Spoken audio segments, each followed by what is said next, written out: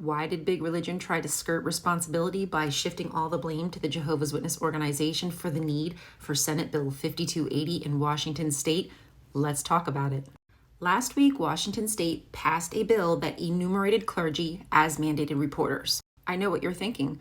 I thought all clergy members were mandated reporters. Duh. No. And actually, many states have what is called the clergy penitent privilege. And that privilege means that if in a confessional setting someone admits to abusing a child, it does not have to report it to children's services or to the police.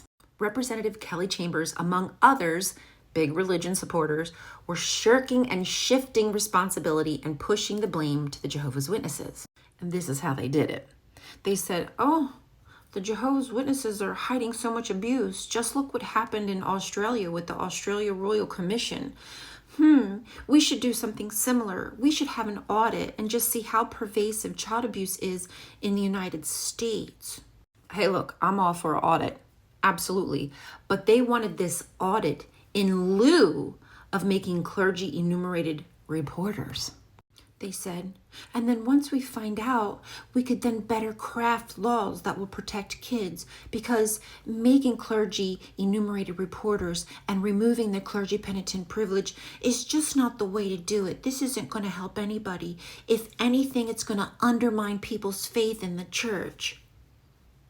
They were trying to gaslight for more time, trying to push off making clergy as enumerated reporters.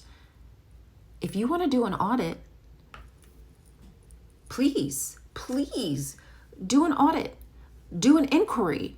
We beg of you. But guess what? I bet there's going to be crickets. They were only doing it as a stall tactic. But here's the problem with just trying to blame the Jehovah's Witness organization. Because freedom of religion in this country, anybody can craft a religion. And because they have freedom of religion, they can write any rules, any policies, any dogmatic guidelines that they choose to under the guise of religion. And what that means is they can do anything they choose to protect pedophiles and hide child abuse. And those little religions just be popping up like this all over the place, creating their own rules and regulations. That is why we need the government to make smart rules across the board to protect people's rights and their autonomy.